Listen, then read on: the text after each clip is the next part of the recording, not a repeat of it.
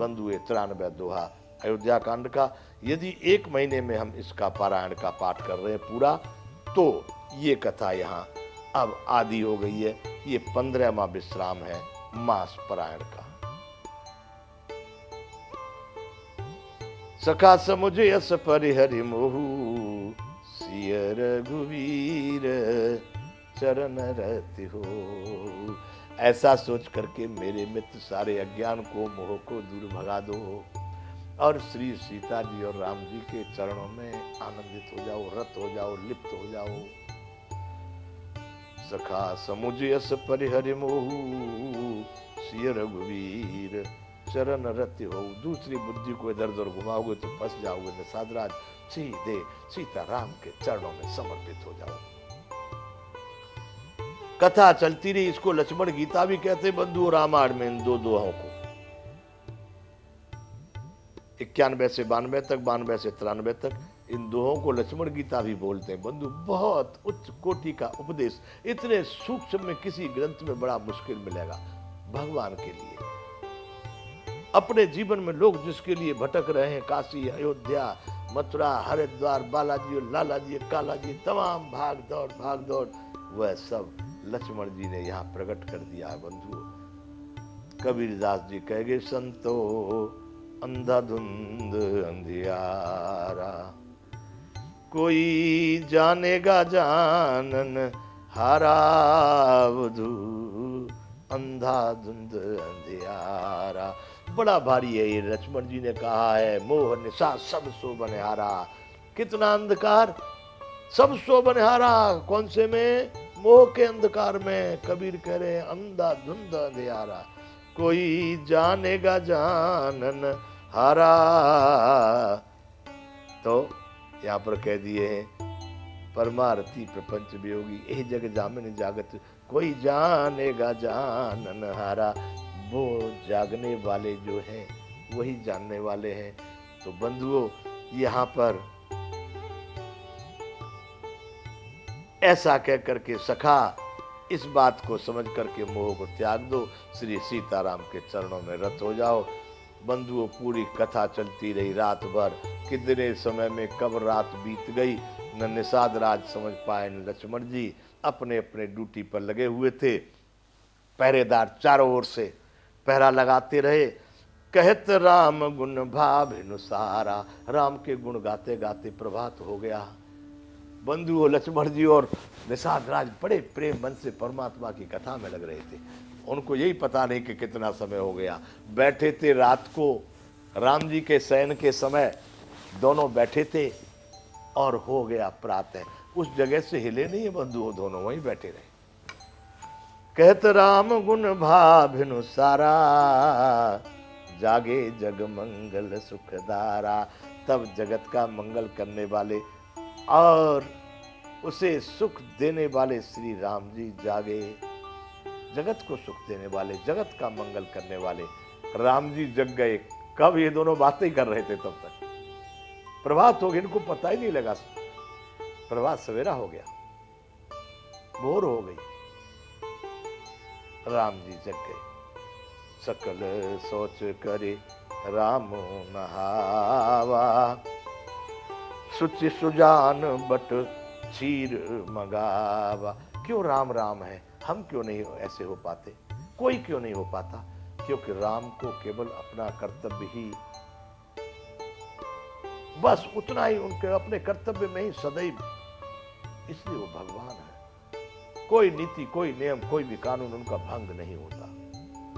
निकले हैं वन को, जो आज्ञा मिली है उसी कार्य में रत है। जरा भी इधर उधर को मन, चित्त, बुद्धि, अहंकार, शरीर, बल कुछ भी नहीं जा रहा। देखिए, शौच कहते हैं शुद्ध होने को प्रातः में। सकल शौच करे राम नहावा। सब प्रकार से सब शौच कार्य करके, नित्य कर्म को करके, पवित्र होकर के राम जी ने स्नान किया है। पवित्र और सुजान, सुच सुजान स्नान करके फिर बड़ का पेड़ था वहां पर, बरगद जिसको कहते हैं, बड़ भी कहते हैं, बट भी कहते हैं कहीं, उसका दूध निषाद राज से मंगवाया। सुचि सुजान बट क्षीर मंगावा।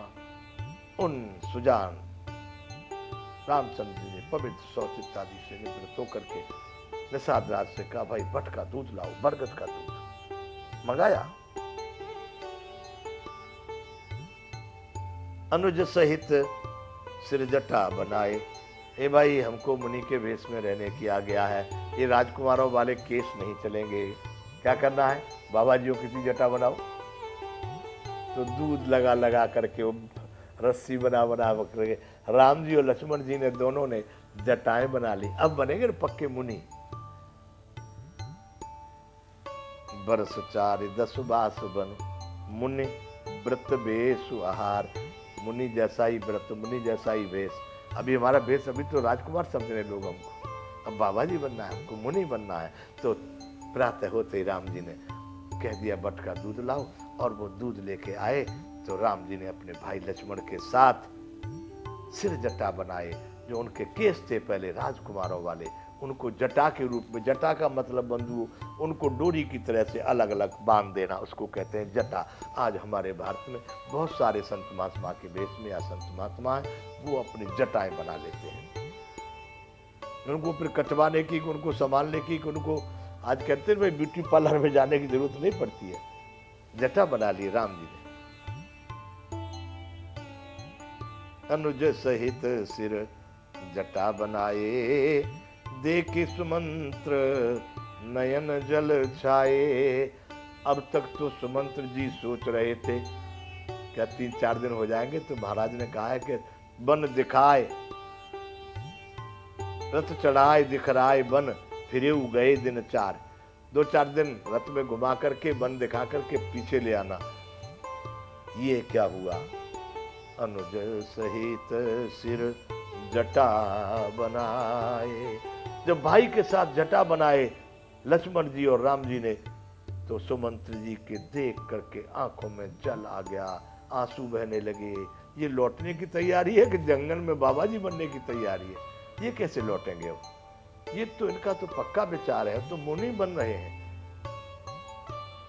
सुमंत्र जी बड़े व्याकुल होने लगे।